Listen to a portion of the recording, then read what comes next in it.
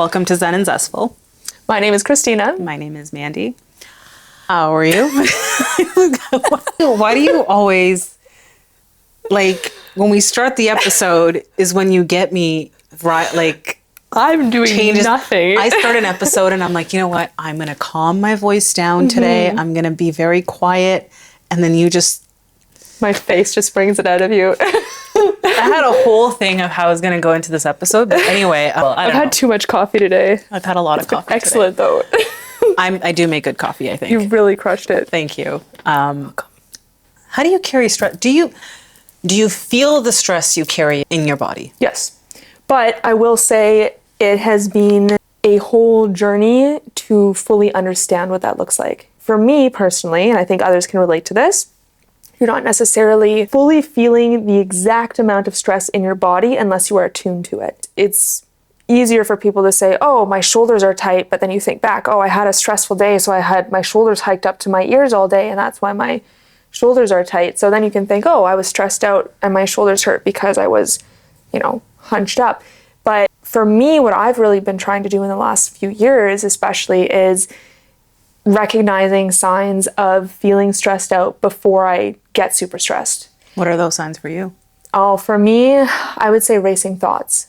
That's like my first indicator, because me, especially as like a doer, I'll be like, yeah, I can do X, Y, and Z. And I know what that feels like in a flow state where I'm very focused and I'm intentional.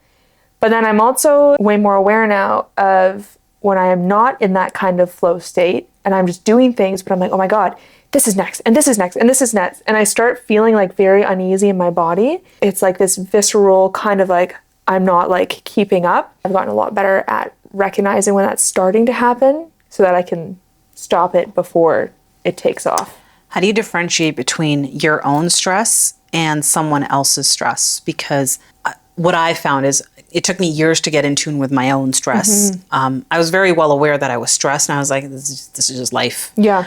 And maybe one day I'll get to a point where I'm not in this state, but this is just my baseline is stress. Now that I've become more aware of my own stress and learned to figure out how to calm it down, and I can pick up on my own, I've also now started to pick up on other people's. And it's the way they move their body, the tone in their voice, the way they carry themselves. Yeah. I can feel the tension in the person next to me. Yeah. And it makes me stress the fuck out because I need you to chill out. Yeah. Because now I'm wondering what I should be doing and what the fuck you're worried about when it's not. Like, you know what I mean? Like, 100%. But I guess that would fall into like people fixing. Yeah. I find we carry so much unnecessary bullshit for years and years and years. And then it's just a loop that we never release. Yes. Because it's easy. Because if you're so caught in this cycle of living in stress, you're just going to kind of keep constantly thinking it's fine. Or you'll have maybe little moments of reprieve. Because I think it's important to note too that good and bad times in your life, they fluctuate, right? There's good stressors, there's bad stressors, and that's going to shift within you. It's going to shift within the people around you. But it's like, how do you navigate that and mitigate the damage? We also live in like a hustle culture. Like everything is about success, growth, expansion. And it's all about like, if you're not up at 5 a.m. chasing your dreams, your competition has already outrun you and you're a fucking loser. Instagram is full of that. It's like, oh, you have to do these 5 steps to do this, or you have to be like this to perfect this. Right. It's crazy. Right. I think that rest and relaxation is associated with so much guilt and shame because you're a lazy fuck. Yes. What do you mean you're not hustling like the bajillionaire? Like you're going to sleep on your dreams? And like that is so unrealistic for your nervous system, for your body, for your circadian rhythm. Longevity in general. Or like the seasons of the fucking year. Like you can't work the way you work in the summer in the winter. No. It's just not realistic. And we forget that as human beings, we are not robots. This expectation of being on demand at all times. You emailed me 5 minutes ago. I'm sorry that I didn't reply just yet, right? But I think this expectation of constantly being on demand has diminished our ability to realize that the real luxuries in life are health and time. You can't buy health and you can't buy time. Let me reiterate that. When you have money, you can buy certain aspects of health. You can buy better care. You can buy better products. You can buy better health practitioners and you have access to more. But if you get diagnosed with some rare form of cancer that has no cure to it, congratulations on your yacht, but like time's running out. That yacht's not gonna, fix you. Yeah. But I think we forget that. Absolutely. Yeah. And to what you were saying, like we live in that very energetic kind of culture. And if we're looking at it from a yogic energy kind of lens, there's that, everybody's seen the symbol, the yin and yang symbol, everybody calls it. My yin teacher says yang, and I think yang is actually the proper pronunciation of it from what I understand. Aren't you married to an Asian? I sure am. What does he say? He doesn't say anything because he doesn't talk about yin and yang. What does your mother-in-law say? I should ask her. But yeah, we're all very, I think, familiar with that symbol, even though we do not live in an Asian culture here in Canada. We are not. You're right. We're not on the land of Asia. I can take you to Brampton. I'm good. Thank you. I've been to Brampton. Thank you. I stay south. I stay south of Seals. Indeed. But yeah, there's this concept of yin and yang energy. Yin is kind of how it sounds, right? It's chill vibes, and yang is this like moving energy, heat, fire. Let's go. And our whole culture is based on that yang energy because we feel guilty if we're leading into the yin energy. But then that symbol of yin and yang is not more yang than yin, is it? It's yin is yin is it's receptive.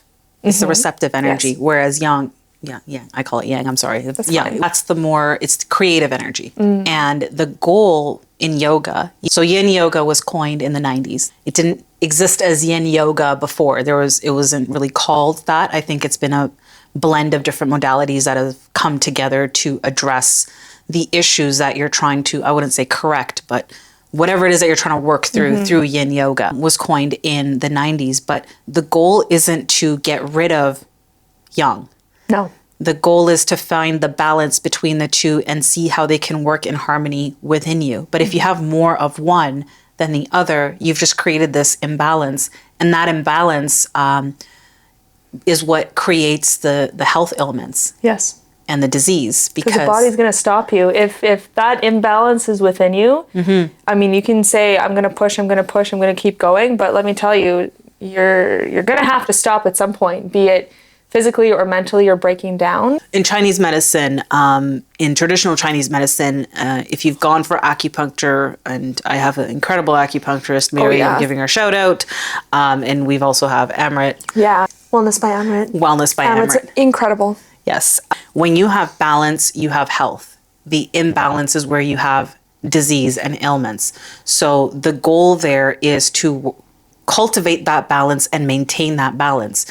If one area of your body is an imbalance, it's going to have a direct impact on another area. We in Western society don't understand how the emotional impact and, the mental impact your mind and your emotions are having on your physical body and how it's manifesting as disease and inflammation and, chronic illnesses within your body. And I think in Western society too, logic, everything so much. We think, oh, the brain has control.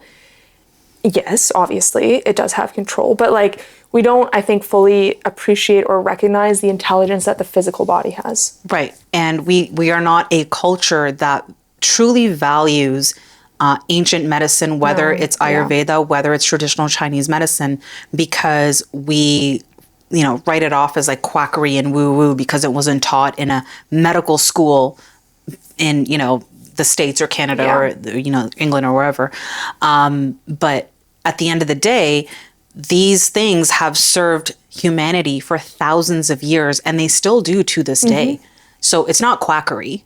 There is a methodology to it, but we don't take the time to truly understand the essence of what that is. And that's why I personally am so drawn to Yin Yoga, because as somebody who carried so much stress in my body for years, I see the challenges of just trying to get rid of that stress. In order to get rid of that stress, you first have to feel it. And in order to feel it, you have to sit with it. In order to sit with it, you need to have the fucking ability to sit with it. And the willingness. and the willingness. I thought because so many people, when they think of yoga, they think of vinyasa, they think of handstands, they think of crow, they think of hot yoga, Bikram yoga, Ashtanga, they think of Indian yoga. Yes.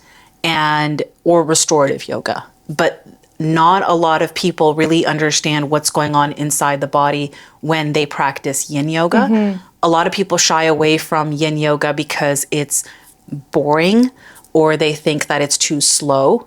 And the irony of that is so ironic. Because yes, it is slow.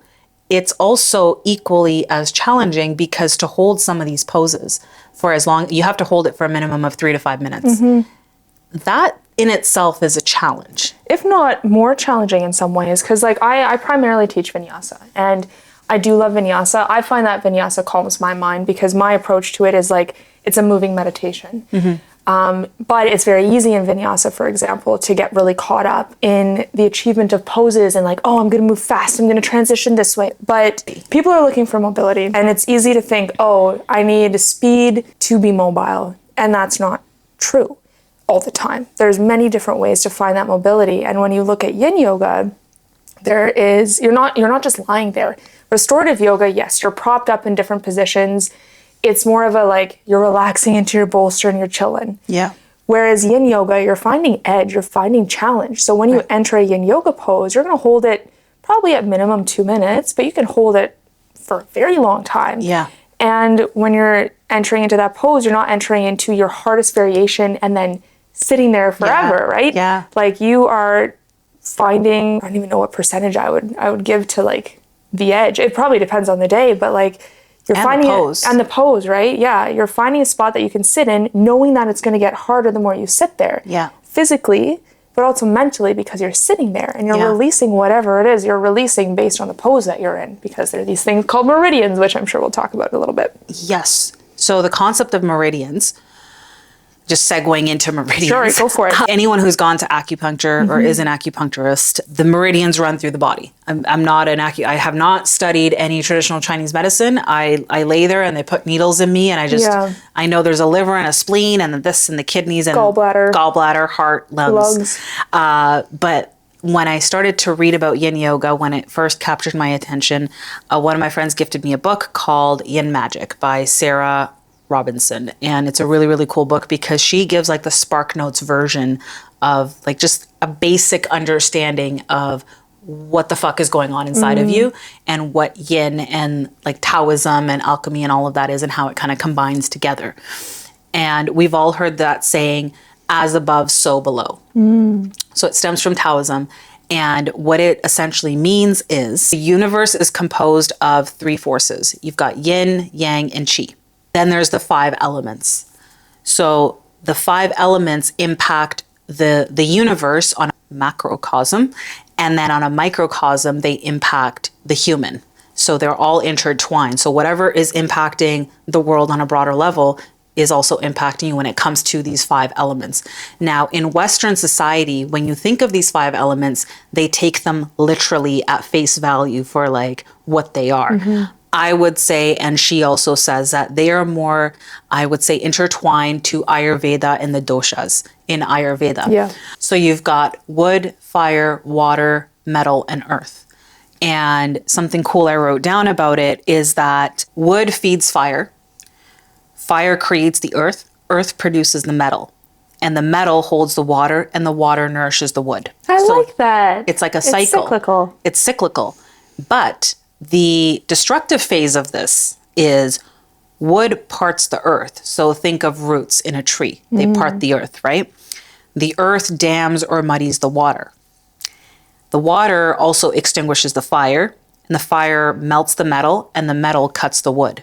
So just as it can be cyclical and beautiful, it's also got a destructive side to it. So it's as above, so below. And you got to think about it on like a human level. Each of these elements is tied to a meridian. The meridians in the body, you've got your upper, your lower, just so that I don't forget and I don't get it wrong, because I'm not a TCM certified individual. And you know more than me because you are Yin Yoga certified. Yes. Wood energy is yang energy. Yang, and the meridian channel for this is your liver and your gallbladder. Fire energy is also yang energy, and it's your heart, your small intestines, and your pericardium. Pericardium. I butchered that. There's a doctor maybe listening to this that can correct me. Earth is yin energy, and it's the stomach and the spleen. And water is yin energy as well, and the organs are the kidney and the bladder.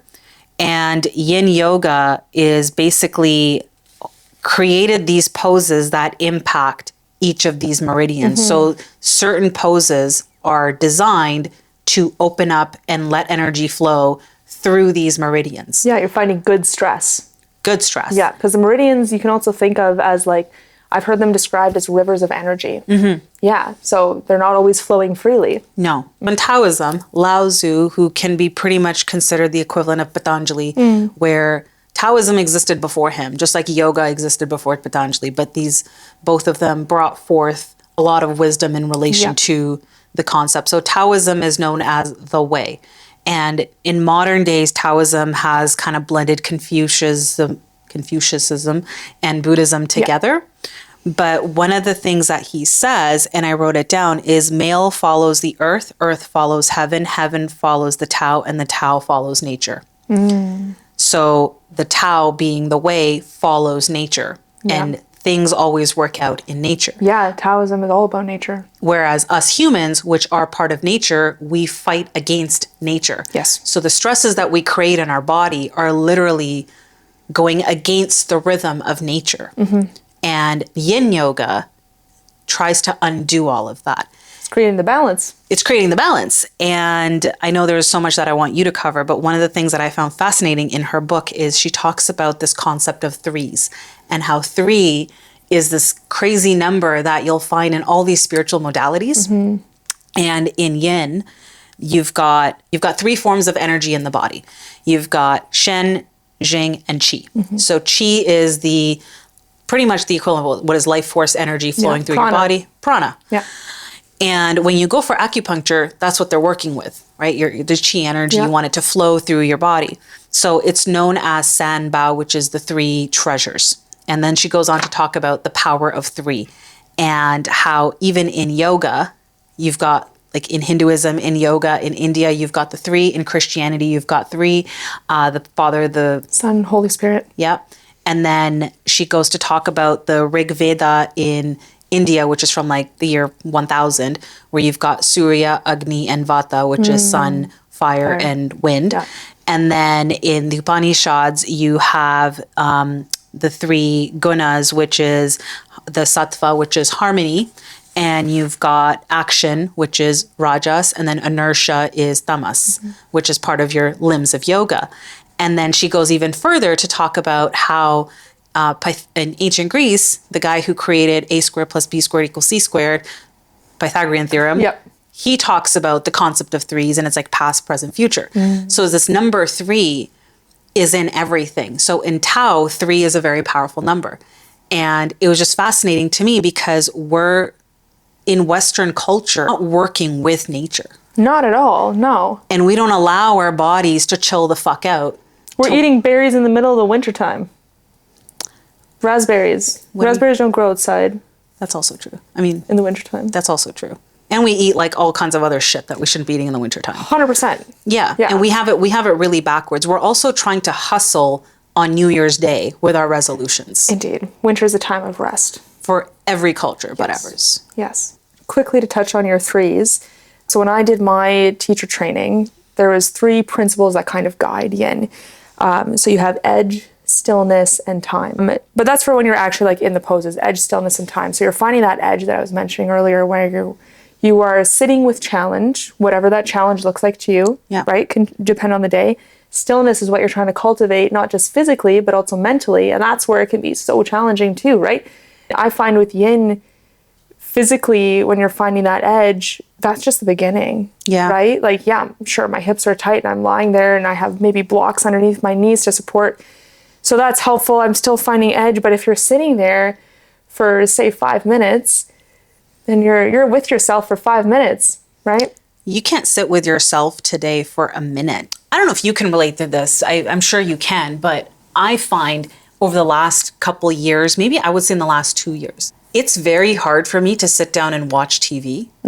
Like I can't, like I used to binge watch shows all the time, like in my 20s. Now I can't watch a TV show for an hour to 30 minutes without even reaching for my phone. I've started putting my phone in a separate room because I've actually noticed recently in times that I get overstimulated that involve my phone really. So like if I'm in a store, I can't listen to music on my headphones. Really? Because to me, and I used to do this all the time, but to me I'm like, oh, there's so much going on. I'm the if opposite. I have music, oh no, it's something about it. And then with TV, I've started putting my phone out of reach because I just find it, like I just keep going for it automatically, but then there's so much going on in my head that I'm not even digesting whatever it is I'm watching on TV or even on the phone, and I just, You're spiraling. It stresses me out. Yeah, I spiral. It's so one of the most advanced poses in yoga is actually Sukhasana, which is easy pose. Which is sitting cross-legged for those that don't know. Yeah, it's called easy pose. Easy sitting pose, yeah. So easy pose, it's not Insta-worthy. It's not easy. It's definitely not easy because you're sitting there cross-legged and you've got your eyes closed and you're just going within. And it's the pose for meditation, but it's one of the most challenging poses, and it's a very advanced pose because fuck sitting there with your eyes closed for 5 minutes. You can't sit there with your eyes open and just focus on a TV show without reaching for your phone to text your friends. And you got to rewind what the fuck happened on TV and then go back to your phone because now you've lost interest. Like our attention spans have gone to shit. Yeah. So when I can understand why people kind of shy away from Yin Yoga, because if I am laying in child's pose or if I am laying in Sphinx pose, or any of the lizard pose. Lizard pose is actually a very challenging pose to be in for 5 minutes and hold it. I'm jonesing for my phone, not me, but people, because to sit with your thoughts is so terrifying for so many people. But fuck the thoughts, to just sit with your body and feel a sensation is such a challenge for so many people. Especially if you have not practiced before, it's going to be a huge challenge, right? Like to be in those shapes and to hold them you will physically feel it first, and it'll mentally be uncomfortable because it physically feels uncomfortable. But even I would say as you're getting used to the physical feeling of being in the pose, then it starts to shift to be more mentally uncomfortable because other things are coming up because you're not as focused on the physical body. And that's just only going to increase the longer you're sitting in a pose. Right. But the beauty of yin is, so we operate in two states, right? Fight and flight, which is your survival, and then your rest and digest, which is like chill mode. Your optimal place you want to be is rest and digest. Obviously, you want to go be in survival when you need to be in survival, but your cognitive function, your heart health, your sleep, your digestion, everything is optimized when you're in that relaxed state because your body is not struggling like internally to survive. A lot of people have never left survival mode ever, and then they become parents and then they're thrown right back into it. So what's going on internally is kind of manifesting in their day-to-day life, right? Sure. And they start to get sick and all this shit.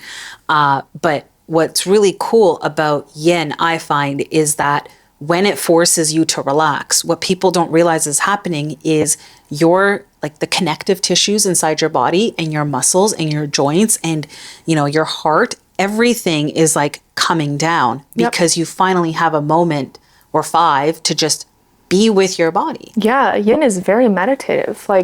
Once you kind of get past, it's going to ebb and flow like any kind of practice. Right. If you're able to reach that meditative state within yin, that's when things start to calm and release and relax. And it's not a bad thing if you're in a yin pose and you feel tension. You're there practicing yin because you are feeling that tension. And you are tense. And you are tense. You are holding things in your body, but yin gives you that opportunity to release it. And if you've had a stressful day, it's going to be a harder practice. If you've had a super chill day, it's probably going to be a little bit easier. Do you teach yin? I'm actually going to teach my first studio yin class in 2 weeks. Okay. Yeah. I was going to ask, why don't you teach yin? I don't know. Haven't really had the opportunity to. I practice yin at home. It's funny because I'm a very young person. Yeah. I love teaching vinyasa flow. I love the moving meditation. But when I practice at home, it's almost always yin or like yin adjacent. Yeah. Because I need the slow. Like it goes back to that balance. Yeah. Like I love to like hang out in a lizard or a wide-legged forward fold or anything like that. Like I like to just hold things and be with the poses. Yeah. And like if I'm practicing at home, I'm not like whipping through vinyasas. I'll do sun salutations for sure, Yeah. but it's a very different practice for me. Yeah. Yeah. Yeah. Earlier I was mentioning that Sukhasana is one of the most like advanced poses in yoga because you're forced to sit and go within and stay in that state. People don't realize what sitting in Sukhasana actually entails because, first of all, you need to stay upright to meditate. In order to sit upright, you need to have your hips open. In order to sit cross-legged, you need to have your hips open. You need to have strong knees, and you need to, have your legs there, like in a cross-legged position for several minutes, maybe hours. So if you're sitting in Himalaya Parvat, right, you're meditating for years on end. The amount of strength that you need to have from the crown down to your tailbone and in your hips is insane. Yes. And like in our culture, because when we get married, you have to sit cross-legged in front of the guru, right? So a lot of guys like panic and they start practicing sitting cross-legged because you're sitting in your wedding ceremony for like a very long time. Yeah. And nobody really sits cross-legged anymore unless you go to the temple. What happens in Sukhasana when you're sitting that way is the yoga is actually happening inside of you because now your mind, your body, and your breath are actually connecting in that pose because that's what you're forcing your body to do. You had experiences with Sukhasana. I sure did. Yeah. when I was in India, in the very long days that we had during my teacher training, so we had 2 asana classes in a day. They're around like 2 hours each, we'll say, slightly less. That's 4 hours of yoga a day. Yeah, it was probably a little bit less. Maybe it was like 1 hour, 45 minutes, something like that. But a lot of physical movement. But all the rest of the day, aside from like lunchtime or breakfast time, you were sitting on the floor. Maybe there's a meditation cushion, but otherwise you're on your mat on a wooden floor and you're sitting there listening to the guru's talk. When I tell you how much pain I was in, like I can't even describe to you the amount of pain my back was in because a lot of people would kind of switch how they were sitting, and I would definitely have to switch how I was sitting because I just couldn't sit cross-legged, especially you're doing that for like 4 weeks. It was wild. It's disrespectful to sit with your feet facing the guru, and like people did it. There's Westerners at the school, so the gurus didn't really take like offense to it. But I'm like, I really didn't want to do it. You don't put your feet to the guru. Yeah, so I didn't do it. But I also don't find it comfortable lying on my stomach, so I'd kind of like sit on the side or sit on the wall if there was a wall close by or whatever. And I went to this excellent physiotherapist down the road, and she's like, "Oh, Christina, you have a rib kind of sticking out at a weird angle, and that muscle pulls." And crisscross. So that's where like a ton of my pain was in my mid back because of just the way this muscle was pulling, and it was so painful. The funny part is that when I came back to Canada afterwards, because I had been sitting on the floor for so long, because I was gone for 6 weeks, I came back and sat on my office chair, and I was in incredible pain. And It's not normal. No. And I had to buy a new ergonomic office chair so that I wasn't in so much pain. Like it was crazy. It's not normal to sit like that. No. Because your body's not designed to sit in a chair. And all we do, you think about the average person, like actually think about the average person. And I'm sure people that are listening to this right now can relate. You wake up in the morning, right? And you stare at your phone, maybe you jerk off, I don't know what you do, right? And then you get up and you sit in your car. And then you drive to work, depending on how far your commute is, could be 30 minutes, could be an hour. Now you get to work and you sit down at work, depending on what you do for a living. So now you're, maybe you got a lunch break, maybe you got some break. Majority of your day is spent sitting. Yes. Your commute is spent sitting. Then you come home and then you sit back down again. Yep. Even if you go to the gym for an hour, you come home, you sit back down, you're sitting on a dining table to eat your food. I don't know many people that are eating the Japanese way on the floor, but like you're constantly sitting all the time in a position that is actually not normal for your body.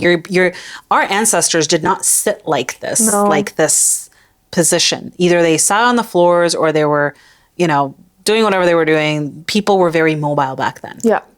Whereas we are not. And the ailments that you get, the postural issues that you get. Yeah, well, like, who doesn't have back pain in their 30s?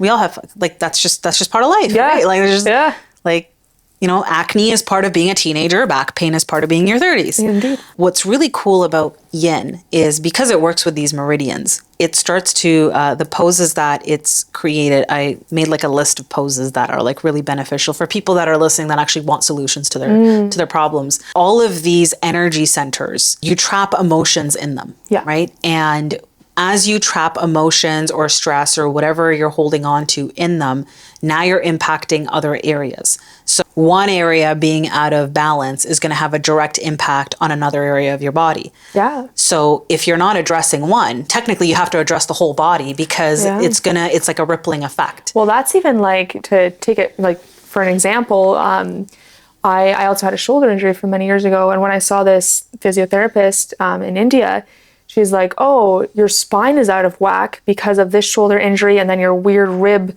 sticking out. Like, she's like, these muscles are pulling on your spine and now it's causing your spine to be imbalanced.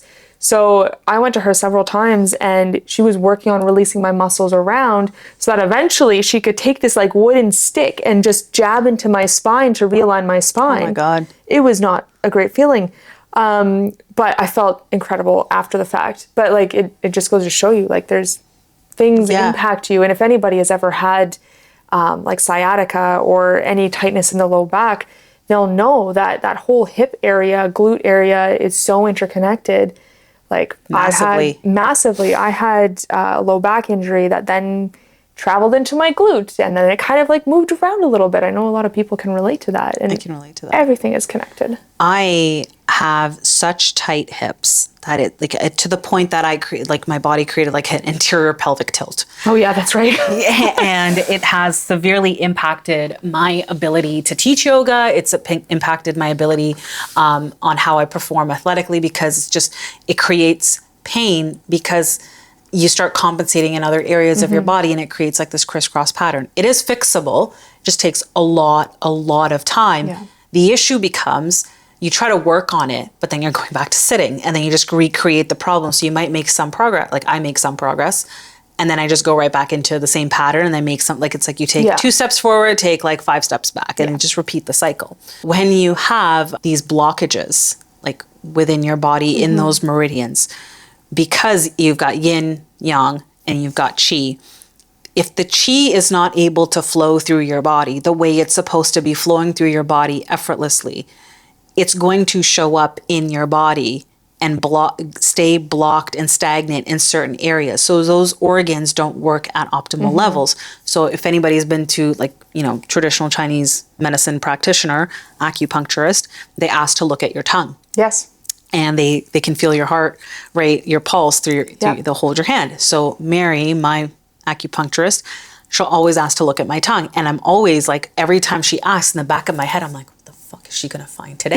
Because it's like, and I'll always like, is my liver working? Because it's like if your liver is stagnant, it shows up in your tongue. Yeah. And if your liver is stagnant, that the amount of problems that are going to happen in your body because the qi is not flowing through your body the way it's meant to.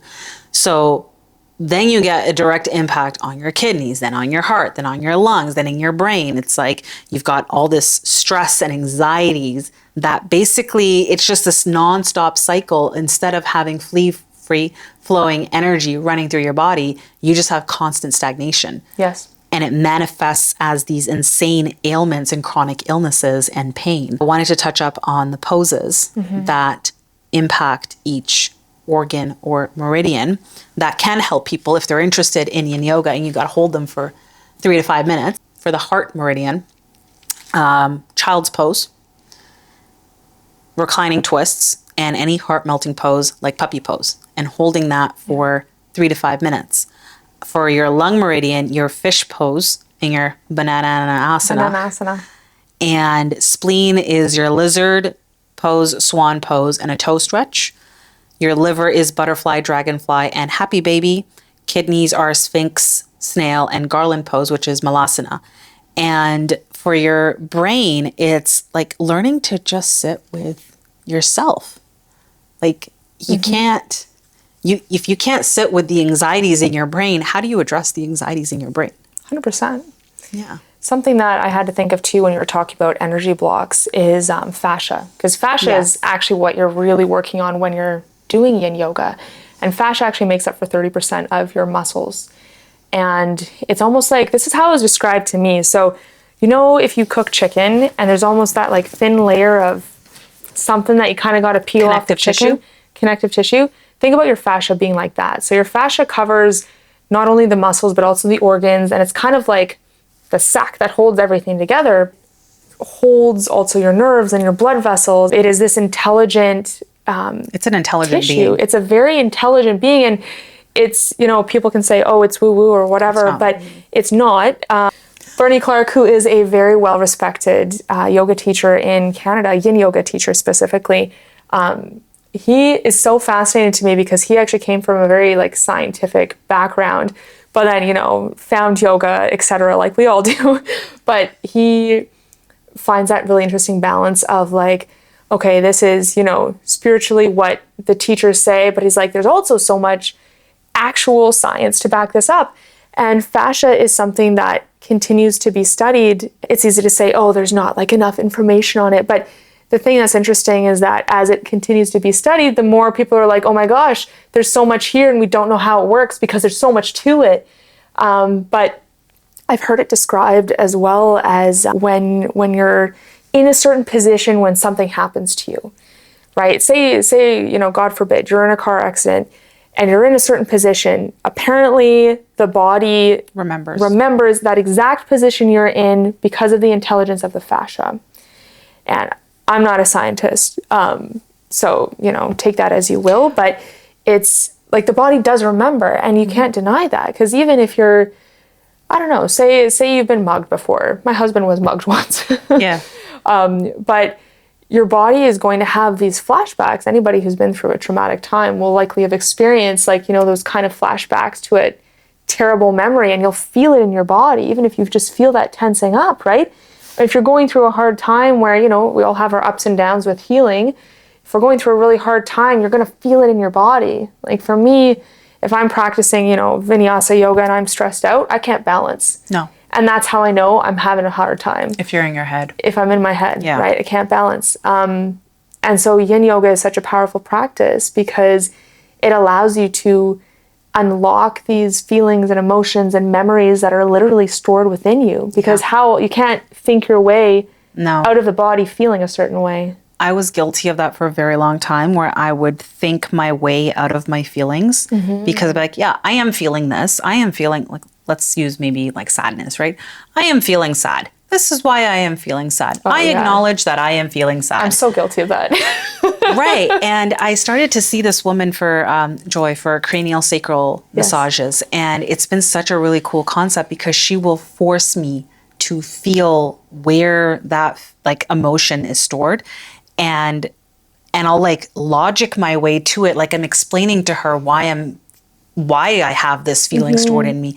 And she's like, I think one time she actually like kind of got frustrated with me because I'm like laying there with my eyes because I'm like, yeah, like I'm just like downplaying the thing. I'm like, yeah, like my dad fucked off and like whatever. And she's like, no, I need you to like, what does it feel like? I'm like logically explaining to her. Yeah. And she's like, no, I need you to sit, like just fuck the logic, feel the feeling. And I was like, oh my God. And like when you feel like it's such a different sensation when you have to feel the feeling because the feeling itself is from like 30 years ago, right? But today, like 30 years later, you're like, oh, I can still take my mind back to exactly how that moment felt 30 years ago.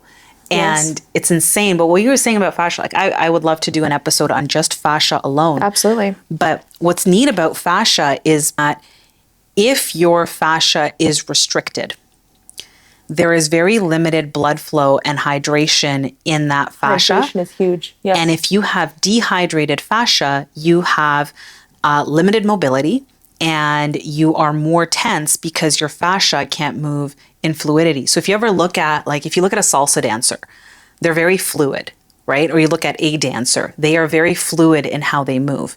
Or a gymnast, the motions are very different than, say, a power lifter.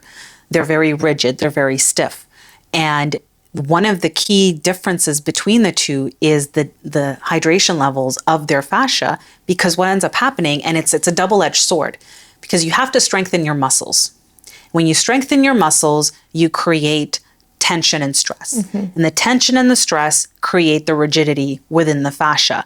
Now, in order to hydrate the muscle, the water is not going to go, no matter how much you fucking drink water, it's not going to go to the connective tissue because it's tense. So in order to untensify it, you have to do things like Yin Yoga. You have to sit with your body in these poses to relax into it, to open it. But then you go right back to lifting or, doing vigorous exercise and you tighten it again. And it's like the cycle that continues in people.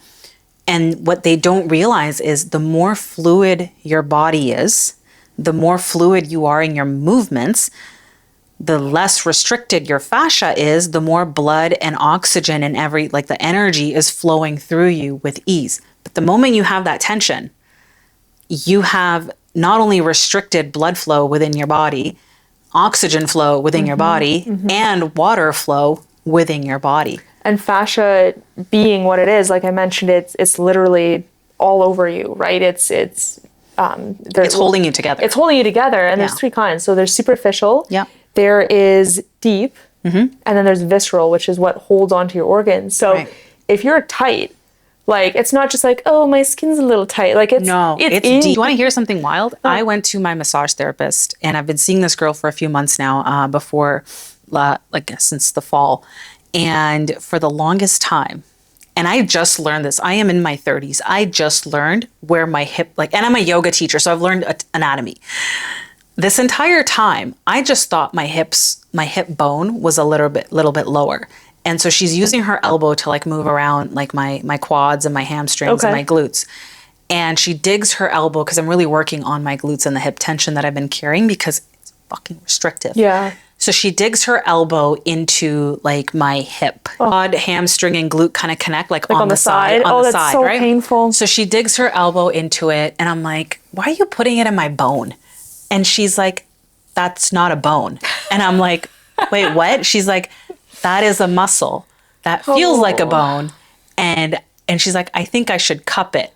And she's trying to cup it, and it's so fucking tight that when she takes the cups off, it's not even, you take the cups off and they're purple. This shit's almost black. It is so tight. And I don't know, was it you where Marshall doesn't believe in cupping, or that's somebody else? Yeah, no, it's Marshall. Okay. But okay, I told him actually, I was like, I'm going to joke about this in our episode. And we actually Hey, Marshall, I didn't bring it up. Marshall, cupping works. His thing was that there hasn't been a lot of research on cupping, I guess, moving the fascia, or whatever. I find it's very helpful for me. What I think is kind of funny is that the last time he got cupped, his back, the marks were there for days. Why do you need research to prove that something works? That's what I said.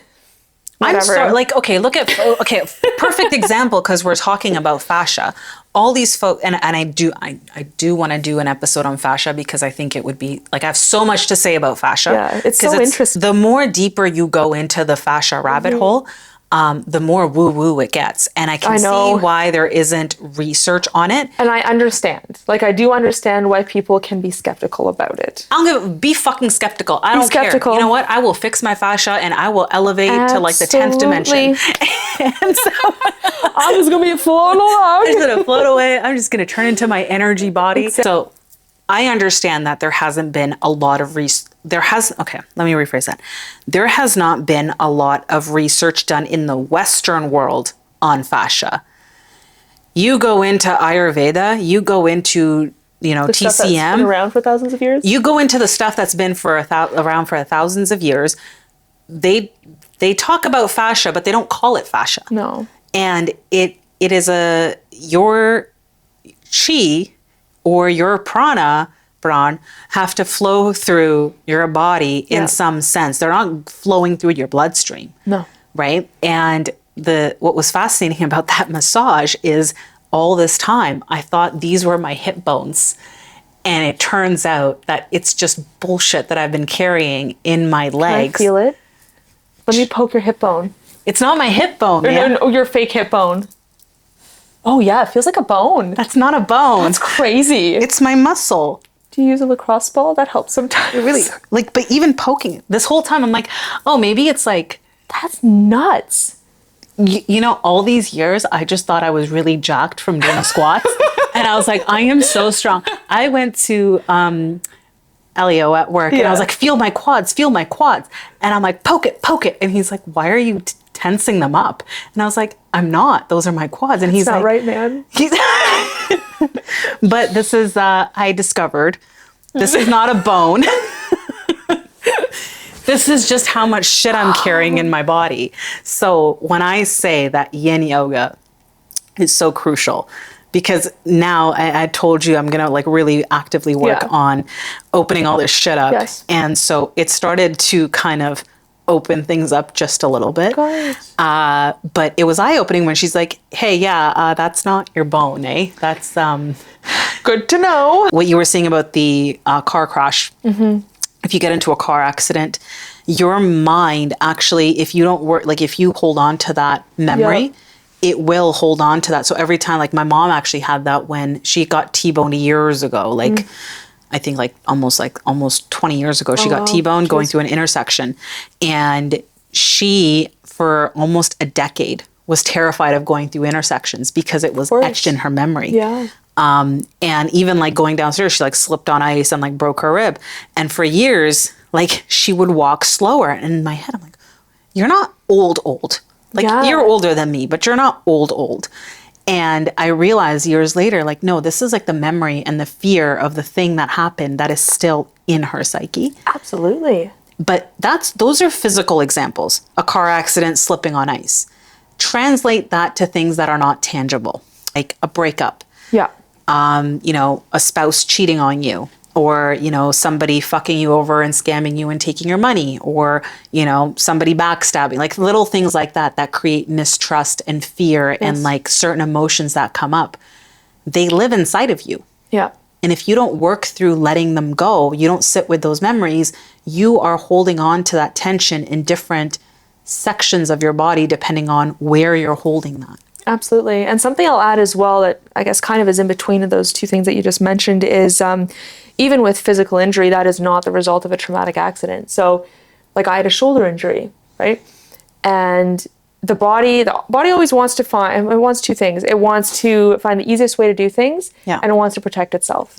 So with my shoulder injury, not only, and I'm sure anybody who has injured themselves can attest, like it's hard to do those physio exercises and you're like, I don't want to do it, or, oh, it's painful, or, oh, I don't have the time, or whatever. You're kind of creating excuses for yourself. But like, you gotta physically work through things, but also even when, like, say it's been some time, you've done the physio exercises, whatever, your mind will remember what it feels like to have that injury. So with my old shoulder injury, sometimes, and I catch myself doing it when I'm a little bit more tired, is like if I'm doing a chaturanga, my right arm takes more of the weight. And I'm attuned to it now because I have practiced learning that awareness for years, but my body's trying to protect itself. But my shoulder is healed. Like it's probably as good as it's gonna get. But I mean, you have to kind of proceed with caution too, right? Like when I was in India last year, I had a private lesson with a guy because nobody else showed up. And he's like, oh, let's do a wheel pose. And I'm like, I can't do a wheel pose. Because that rotation just doesn't work for me. And it's just like this tiny last little bit that I can't get. And that's fine. Like I don't need to do a wheel pose. But he's like, it's all in your head. It's all in your head. And I think sometimes that can be true. I really do. In this case, I'm like, I don't know if it's all in my head. And I did it anyways. And I'm like, okay, I'm technically in it. I didn't feel good in it. I came out of it. And then my shoulder hurt for like 2 weeks afterwards. I'm like, yeah, that wasn't in my head. But I don't know. He probably would argue like, oh, it's in your head, so it hurts. But I'm telling you right now, physically, it was not right for me. So you gotta be careful as to how you go about doing things. And the beauty of a yoga practice is that it gives you awareness, like at its most underlying kind of, I don't want to say goal, but like you gain awareness as a yoga practitioner, no matter how it is that you learn yoga or practice it. So when you're able to kind of pay attention to those nuances in the body, it's very powerful. And Yin 100% magnifies that ability to gain awareness. Yeah. I think more people should practice it. I think people shouldn't associate yoga with just these advanced modalities that you see on Instagram. You also have to understand that a lot of these Instagram is not real life. Instagram is not real life. And when you see a yogi on Instagram, you see your typical petite body, potentially dancer background, someone who's maybe been doing yoga for years and years and years. It's not your average person in a yoga class. And more people find benefit from the stillness than they do from, the constant movement, forcing themselves into like things that, like, I'm not saying that like a headstand 100% has I love benefits to headstand. it. I There's post benefits to asana it. all the time. Right. And congratulations on your headstand journey. Thank you. But more people would gain benefit from mastering the basics of opening up those channels inside themselves first before jumping into, the fixation on mobility, because the mobility will come. The mobility will come, but if you're already tense and tight with restricted fascia, you should probably sit with that first before you jump into, hey, I need to achieve this one pose. But that's nobody's first inclination. Because I teach a beginner's class every week, and mobility is the issue. Many of these people are there because they want mobility, and I can help them with that for sure. But why people stick around is because they're like, oh, mentally I feel really great. The whole practice starts to feel differently when you are connecting the mental and physical sides. Yes. Well, that wasn't a full in-depth take of yin, but it was, I think we did a fairly okay job explaining the basics or glossing over the surface of yin. I think yin it's very powerful.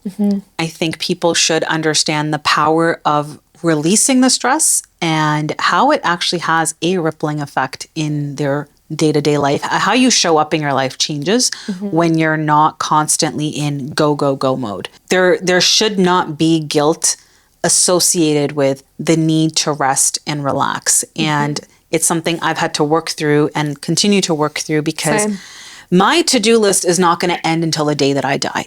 Amen. Like the laundry, right? The laundry, like right now, as we're recording this episode, I can think of like at least 10 things that I need to do, 4 of which I forgot to do today. And like 3 of them are baskets of laundry sitting over there. And, and it's like, hold on, when am I going to do this now? Life is so much more than the shit you need to do. And if you can't take care of the vessel that is carrying you through this existence, my friend, it doesn't matter how much shit is on your to-do list. Yeah, and you don't want to wait until it's too late either. People underestimate how much of a factor, especially women, because we are very much prone to overachieving and constantly doing. Yes. Because a lot of us have like some point to prove, right? And we're made to feel that way for a plethora of fucking reasons. And I think they forget that stress is the number one cause of pretty much every single disease and health ailment. And stress is what leads to chronic inflammation, and chronic inflammation is what is going to cause everything that is going to go sideways with you. And the big 3 being your diabetes, your cancer, and your Alzheimer's. And if you don't get ahead of that shit today in your 30s, reversing it in your 50s and 60s is a lot more challenging. And if that means that today in your 30s, if you're listening to this in your 20s, it's even better, right? But in your 20s and 30s is the window of opportunity to do as much reversing as you possibly can. Some things are inevitable. Some things are genetic. They are going to, like the cards that are dealt to you are dealt to you. If you're destined to fucking go that way, that is how you're going to go. But if there is any ounce of you that can pull out a fucking yoga mat and lay in a child's pose for 3 fucking minutes. You have 3 minutes. You have if you can't give yourself 3 minutes, 5 minutes of your own day, that's very sad. You're doing something very wrong. Yes. If you cannot tell me that in your day, you can't pull out 30 minutes for yourself, because even if you have kids, because if you have kids and you don't have a support system to help you with said kids, you need to reevaluate your life and figure out where you're going to find that village, where you're going to find that support system to give you those 30 minutes that you need to just sit with yourself. Like that is the bare minimum that we can do as humans, is give ourselves 30 fucking minutes. Yeah. And a couple of points I want to make. So yin is actually very good to reduce acute inflammation. Yeah. Like it is shown to do that. So Yeah. everybody's inflamed. The way that we live our lives, everybody's inflamed. And if you sleep next to your cell phone, you're even more fucked. Oh yeah, Yeah. 100%. And another thing too is that our bodies don't know how to differentiate good and bad stress. Right. So very funny enough, when I was doing my yin training, I was burnt out, and which is I remember that. a great irony. Yeah, I was not having a good time. I had gotten back from India a few months prior. I quote Christina in that season, I have to do my fucking yin training. I have this fucking meeting. Not wrong, not wrong. And I loved my yin training, to be Yes. very 100%. I loved it. Yeah. It was on the weekends. I also worked during the week. I also teach yoga. It was just a lot. I also was Planning a wedding. planning a what? No, not yet. No, not yet. No, not No, yet. not yet. Not at that time. Almost. I knew it was coming. I was about to, or in and around that time, I was doing a sold out workshop that I was running by myself. Work stuff. Just actually coming back from India too was like really Culture shock. culture shock. So everything was happening. And I said to my therapist, I was like, I have a lot of really good stuff going on. And I was like, I don't understand why I feel this way. And she's like, Christina, your body does not know that, oh, you have these good stressors and these bad stressors. You're not being chased by a lion. Exactly. Yeah. It has no idea. I think Yeah. she probably used that example too. And I was like, oh, I see. And that time is so imprinted in my mind and my body now. The other day, I was feeling like I was kind of like rushing Spiraling. around and spiraling. And I was like, oh my God. And I was overthinking things. I thought, why am I feeling this way? Like I should not be I'm doing feeling what this I stressed love. out. Yeah. And then I realized, oh, this feeling is the pre-burnout feeling that I had at that time. And so my body remembered how I felt. I'm like, yeah, this is a warning sign that I need to calm the fuck down. Right. Because my body remembers. It's all in there. 100%. Yeah. For I'll just touch on one last point about what you have just said. Your body doesn't know the difference between good stress and bad stress. My baseline is I do, for as much as I bitch about life and just like, oh my fucking God, another day, we're doing this again. It's a gift. Yeah. It's a gift to be born where we are, to live where we are, to have we could be born at any time in history, and we are born here today. And Really glad I wasn't born in the plague times. I mean, you'd be dead. Okay, it wouldn't yeah. really matter. That's true. I mean, I was just thinking, oh, COVID. But no, It didn't really count. Medieval the times. rat plague would have sucked. the rat plague would have sucked. Yeah. Sorry, not to interrupt you. What else? The witch burning. We'd be gone. The witch burning would be real bad. We'd be gone. And it wasn't really even witches. They were just after women, like independent women who had land. Who really. have an opinion. Yeah. So, but it would, any other time in history would suck. This is actually the best time to be born, regardless of the way things are going on an external level here. Yes, bad shit's always going to happen. Yeah. This utopian world that the fucking people are after does not exist. But we are here at this point in time, and it's a blessing. And we don't know if we're going to get another run at this. And there's only so many years you have to your existence. Half of them are done. So I think could be another 10. I don't know. I don't know how long I'm going to live, right? But there is so much I want to see. There's so much I want to do. There's so much I want to accomplish. There's so much I want to get good at. There's so much I want to experience. And in the back of my mind, it's like, I don't have enough time. I don't have enough time. So I'll fill my plate with like, maybe I'll do this course. I'll Totally. read this book. Yeah. I'll pick up this hobby. I have right now, I have 4 fucking hobbies going on at the same time. A lot of hobbies. I have 4 hobbies. I have a podcast. I have 3 books I'm trying to finish. I'm starting another fucking hobby, by the way. And I'll get into it later. Sure. And then time for your friends, time for your families. Got to do your chores. And it's nonstop. That cultivating rest for myself is actually a to-do list item. I know, me too. And it's a blessing. On one hand, it's like, you know what? How blessed am I that I get to live this abundant life with Yes. the ability and time to be able to do the things that I want to do. Opportunities on my term. I'm surrounded by incredible people. It's great. It comes with turbulent moments, but it's a blessing. Yet, despite all of that, my baseline when I sit down to just relax is guilt. Because I could be doing another hobby.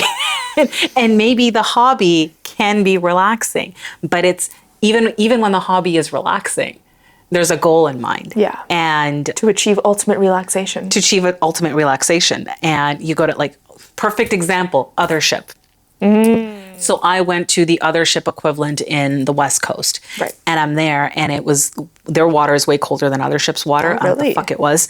And I'm in there, and I'm like, I'm going to do this way longer than I did at othership. And I'm sitting there, and I'm like, what the fuck are you doing? Yeah. Just go into the cold and sit in the cold and get the fuck out. Like, what is this need? To prove. First of all, there's nobody in here. It's just me. But I'm the same way, though. I have tried for years to prove things. Like, I'm my own worst competitor. 100%. Yeah. I went to Scandinav Spa with my sister like last week, and I'm sitting in there. There's this other guy in the cold tub, and he's in there, and we both left the steam room, and now we're the only two. And this is like I'm a yoga teacher, and I talk about getting rid of the ego, and I talk about getting rid of control, and this is the It's easy. perfect example of how much of a fraud I can be. So sitting in this fucking cold pool, I think it's like it was either the 13-degree one or the 9-degree one, so it wasn't like 0. Yeah. But it was cold, especially when you come out of the steam. So I'm sitting there. I got in it before this guy gets in it. So I've been in it for like a minute, but I'm only able to get into it like up to here. Sure. So the sweet spot, which is at the base of your skull, is not submerged in. And I'm holding on to it. And this motherfucker gets into it, and he goes like head down, comes back up. And I'm like, okay, he's going to leave. And he sits right behind me. And I'm like, okay, it's been a minute. And he's still in it. And I'm like, I can't leave before him because then I look like a bitch ass. I don't even know this guy, by the way. Yeah, Like we ended up becoming friends like throughout the day. So funny. It was hilarious. But it's I don't even know his fucking name. can't even give him a shout out. And so I'm sitting there. I'm like, okay, now 3 minutes have gone by. I can't feel my toes, dude. And I'm like, I can't get out because he's gonna think he's better. I don't know how to cold plunge. I'm a shitty cold plunger. And now his buddy got in and left and went to the hot. So his buddy's sitting with my sister. And I'm sitting there and I'm like, I'm going to do this for 10 minutes. I'm going to do this for 10 minutes and fuck this guy. And eventually I couldn't feel my fingers anymore. So like, I'm like, no, I should probably get the fuck. Because also it affects women way differently, Yeah, it right? does. Depending on where you are in your cycle. So Yeah. I was like, okay, I'm going to get out. I get out. I go into the other side. And his buddy's like, were you trying to beat my friend? I love that you were called out for that. And I'm looking at him, I'm like, I almost got it. And he's like, no, he's like, that guy's actually batshit crazy. Like, you would not get it. And sure as shit, he sat in it for 20 minutes, man. This guy sat in it for 20 minutes and then walks in la-di-da. And I looked at him, and his buddy tells me, he's like, you know, she was like trying to beat you at this thing, right? And he looks at me, he's like, I have a cold plunge in my balcony, and the longest I've done is 50 minutes. And I'm looking at him, and I'm like, good thing I did not. You would have turned into a little popsicle. I would have been dead. Yeah. Fuck the popsicle. But the ego and this need to achieve, and like also, I don't know this man. You know what I mean? But it kicks in at the most random of times. I get that. In the sauna, for example, I need to achieve this Zen state, and I need to be sitting on the hottest level at the top of the fucking sauna so that I can, you know, heat shock proteins, optimal levels. Like, it's in, like the shit we do inside our heads. I know. It's crazy. And it makes no fucking sense. I feel like that's a whole other episode. Anyway, this is a very long episode. It was supposed to be about Yin Yoga. It was all over the fucking place. But do you have anything else to say? Nope. Okay. I'm good. Okay. If you found value in this episode and you liked what we bantered about today, please like, share, and subscribe, or share with someone you think might find value in it, and go do some Yin Yoga. Thanks for being here. Bye.